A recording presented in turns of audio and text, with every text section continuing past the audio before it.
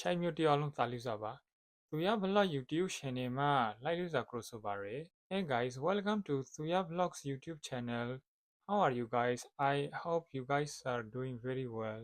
Today I want to talk about something that's a universal part of the human experience, but is handled in widely different ways depending on where you are on this big, beautiful, complicated planet of ours. We're talking about divorce.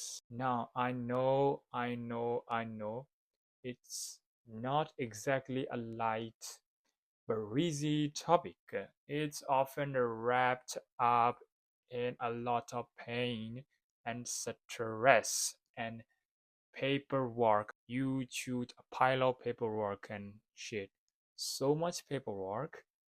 But beyond the personal heartache, divorce is also this incredible social contract. It is a set of rules that a society creates to answer the question, what happens when a marriage does not work anymore?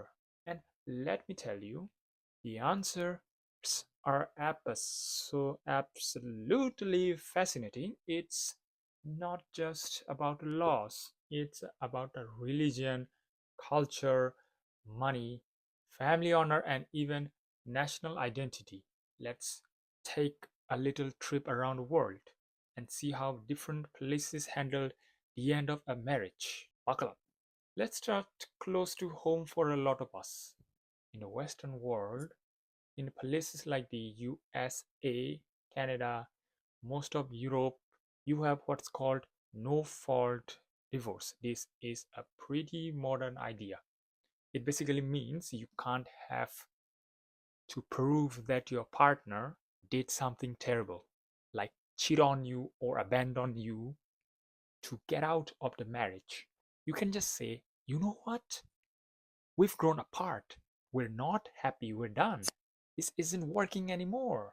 Just irreconcilable differences, and that's enough. The system is designed to be, in theory at least, a relatively clean, legal uncoupling, figuring out stuff like child custody and who gets the coffee maker. But even here, the norms are different. In some Scandinavian countries, the process is super streamlined and there's a huge social safety net. So the fictional fallout, financial fallout, especially for women,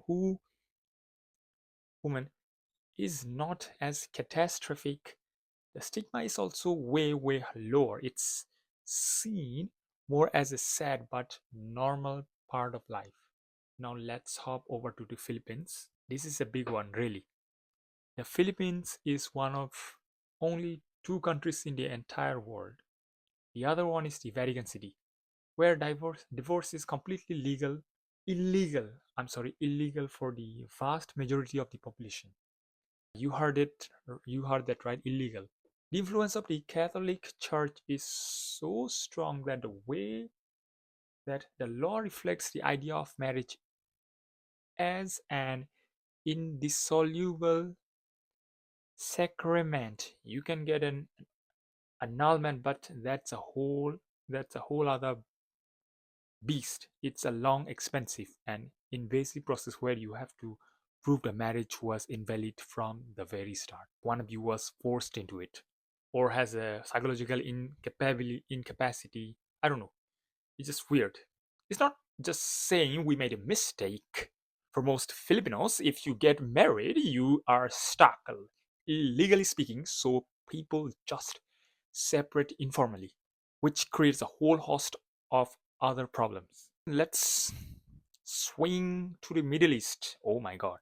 Two countries that operate under Islamic law. Here, divorce is permitted and it's actually a right that men have called talaq.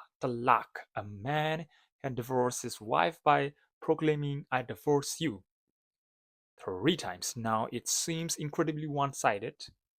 And in practice, in some places, it can be, but the traditional modern laws have built in protections. There's a mandatory waiting period to allow for reconciliation, and the woman is entitled to her full dowry and financial support during this time. And women also have avenues to seek divorce themselves through a process called kula, often if they give up their financial right to the dowry. Next up is Japan. Here's an interesting norm. There was this famous, though now declining. It's the practice where a wife would essentially plan her escape for years. She'd wait until the kids are grown, she'd secretly save up money, and then one day, when her husband retired, she just gives a divorce. A guy who might have been workaholic or barely present for decades. She would serve him divorce papers. That's it. It's called Tinen Recon. I don't know. I can't pronounce the correctly. I'm sorry. A retirement divorce. She gotten her half of the pension. Her duties were done, and she was finally free to live her own life. And you can't talk about divorce without mentioning India. India is a mashup of a billion different cultures, religions, and legal systems. So you have different rules for Hindus, Muslims, Christians, and Parsis. For a long time, divorce was incredibly stigmatized, especially for women, but things are changing, right?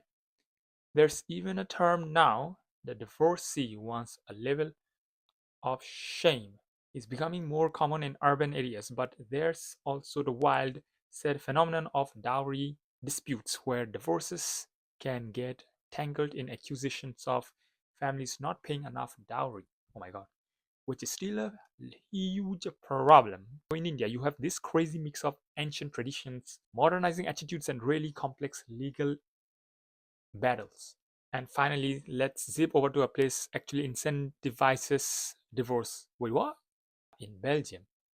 Apparently, there's a weird tax quirk where some couples discovered they were paying significantly less income tax as if they were legally divorced rather than married. So you had these couples who were perfectly happy together, still living together, raising kids together, but they got divorced on paper to save money. The government has right to fix this, but it just goes on, goes to show that the laws that we create have some utterly bizarre unintended consequences. Anyway, that's it's just a glimpse. That's a huge topic. Let me know down in the comments what do you guys think. As there any crazy divorce norms from your country that I missed? Just have you experienced these norms before? Just let me know in the down comments. So if you like this video, give it a thumbs up and don't forget to subscribe to my channel. Thank you so much.